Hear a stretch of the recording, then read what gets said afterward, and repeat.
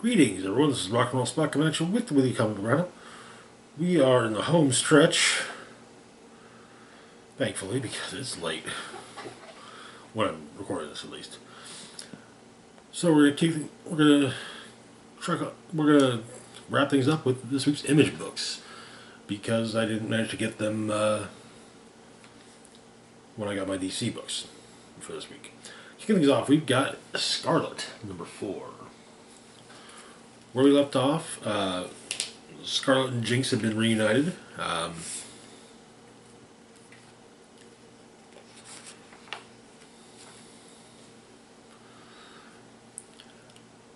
However, their reunion must be secretive because, as Scarlett says, or as Jinx uses hand signals to tell Scarlett that there are eyes and ears everywhere, and so they're going to play things very close. So they play at not knowing each other, and then Scarlett is brought before Storm Shadow and the other Arashikage, or the other Arashikage that are with Storm Shadow.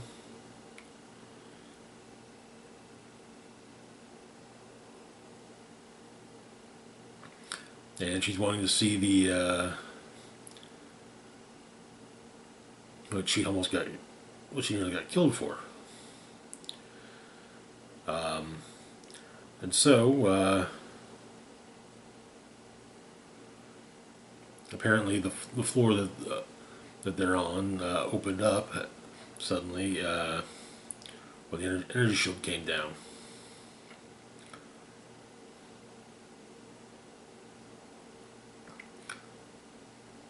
So the plan is to Storm Shadow says that they're going to go on 45, take the service stairs down to 45 and find a different way in, and it'll meet them there. But Jinx activates an EMP, and on floor 44, Storm Shadow makes quick work of the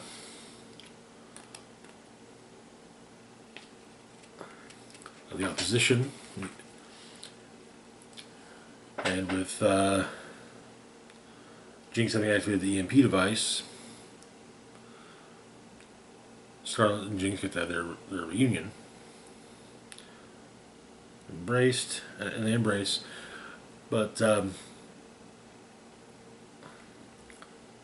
and Scarlett makes a point of telling Jinx, since they are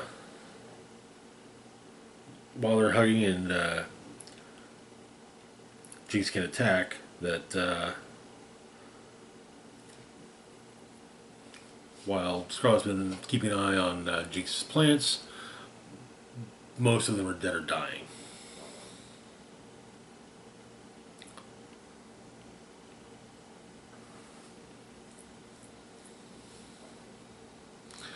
But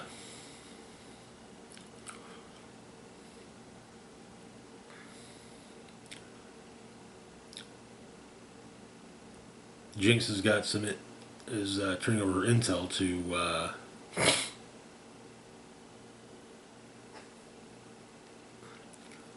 Scarlett, but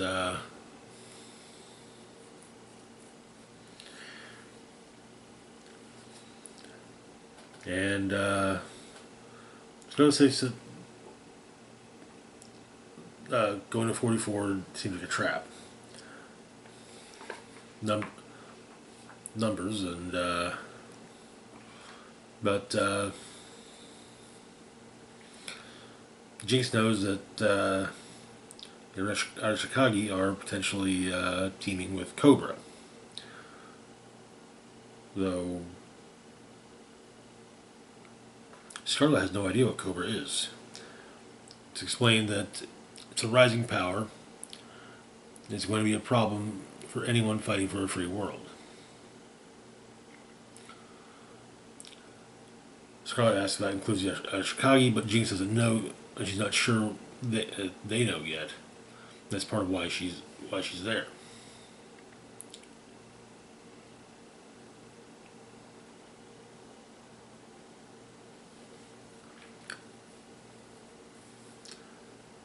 But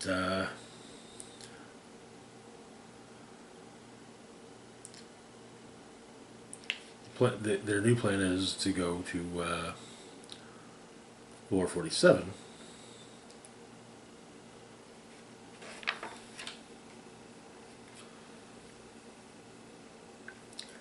And they managed to find the weapon.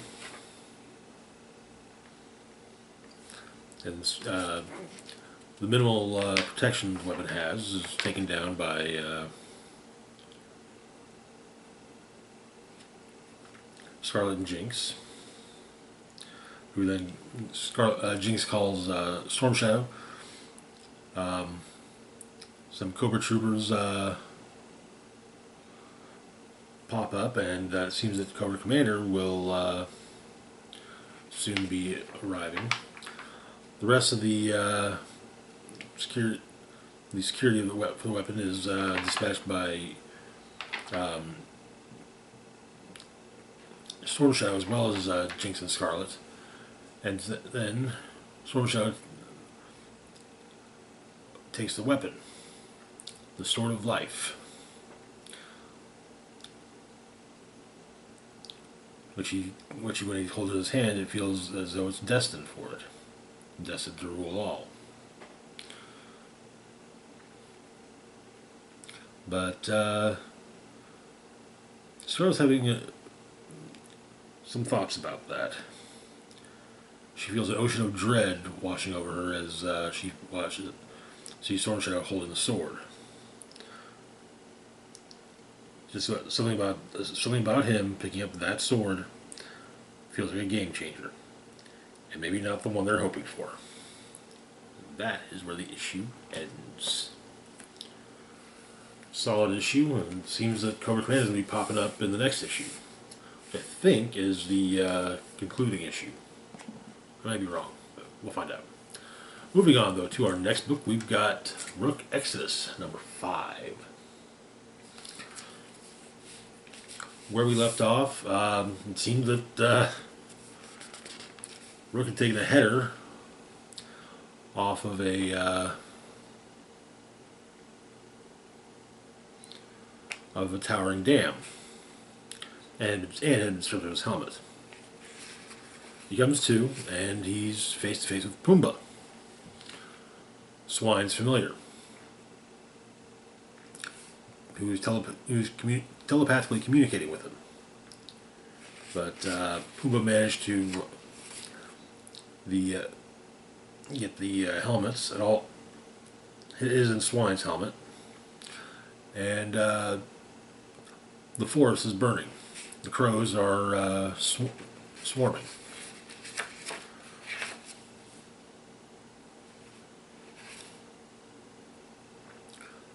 Rook puts his helmet back on.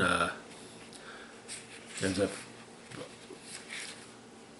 remembering the time when he tried to make a scarecrow, and also seeing a variation of the events that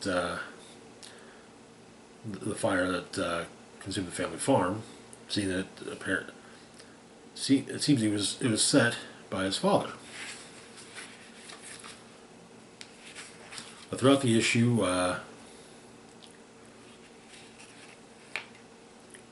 Rook is reconciling with the idea of trying to decide between fight or flight, and when he finally reconnects with the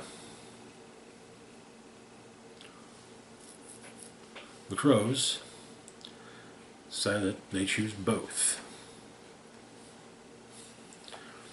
And Rook jumps from a cliff and manages to glide to safety. And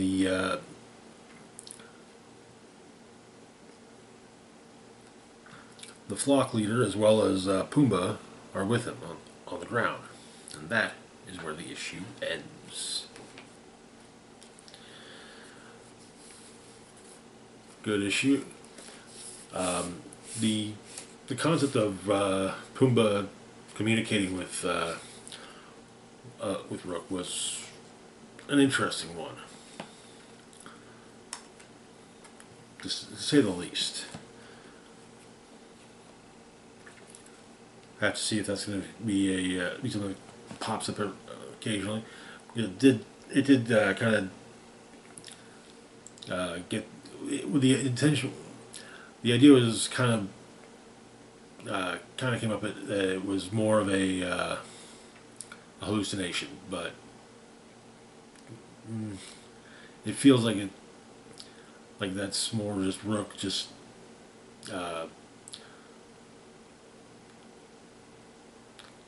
putting it into terms that he could process. Moving on though to our last one for the week, we've got Free Agents number 3. Where we left off in Free Agents, they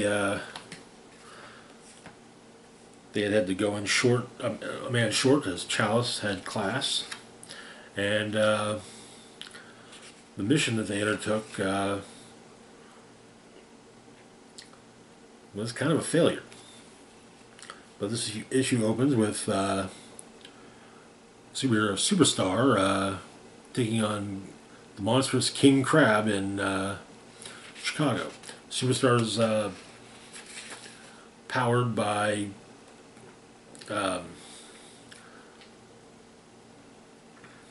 people, basically, his popularity, and they're looking at a new way of doing that, so that it's simply that just the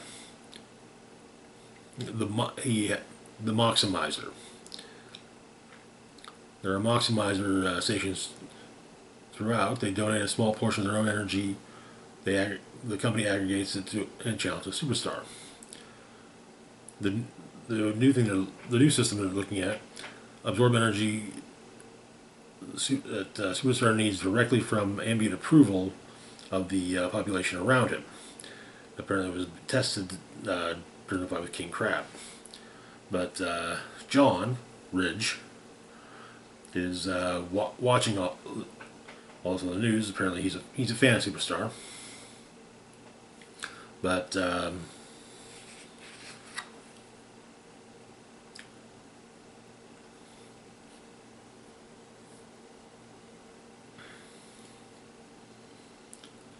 Katari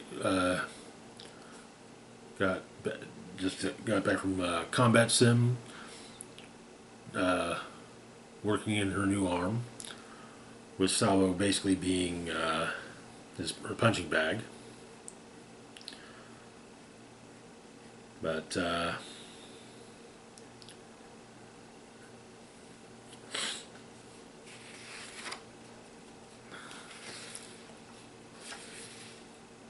Barrage is not happy with how the last mission went. It's even, as he puts it, it's even worse than an abject failure. The energy signature used when the thief opened a teleport shunt was identified by Barrage to a similar signature in Los Angeles. And so the team's going for a recon mission that afternoon. And at the college campus that the campus that Chalice is attending, the rest of the team is met up. John is seemingly entranced with the people in the booth next to them, and Chalice has to distract him so that they'll eat, but the team is still trying to debate whether they're retired or not.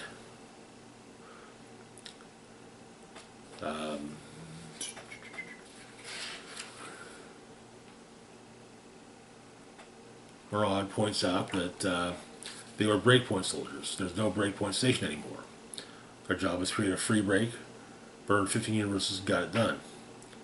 So, who are they fighting anymore? And Salvo says that he has a point. He's got a point. But it seems that the person in the booth next to the free agents was observing them. So, in Los Angeles, the free agents from a recon mission at Bridges Communications Enterprises. Then, and they decided to get the attention of Clayton Bridges by simply saying that their teleport tech is better, which leads to Superstar attacking them. Superstar is absorbing approval energy, basically, and it's causing a large fight where in Slovakia, Madame de Vault, who is the mastermind behind the actual theft from last issue, is observing the fight and basically saying that, you know, all the better, you know, why not have your enemies attack each other? But things are going fairly well for the free agents. They're managing to take down, to, you know, at least to a point, stop Superstar, and then Red shows up and pretty much overloads Superstar to the point that it makes him bigger. Superstar, that is. But they managed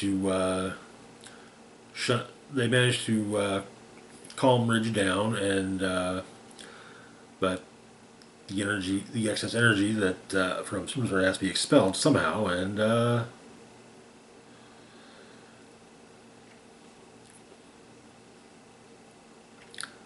they managed to do it, and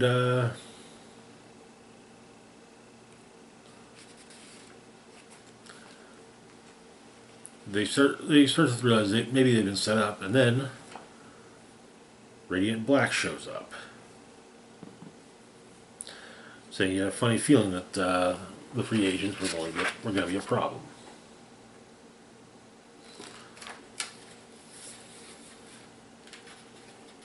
And that is where the issue ends. Good issue. It's looking like I may have to potentially do some homework on Radiant Black and the rest of the Maximum verse. We'll see about that, and potentially speaking, bring all y'all up to speed. Anyways, that's gonna do it for now. As always, feel free to like, share, and subscribe. Links to my Facebook, Twitter, Blue Sky, Instagram, Mastodon, Patreon, and PayPal can be found in the description box down below.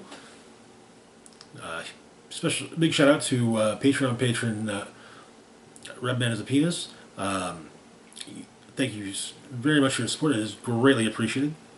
This is Rock and Roll Spock signing off, saying, live long and rock hard.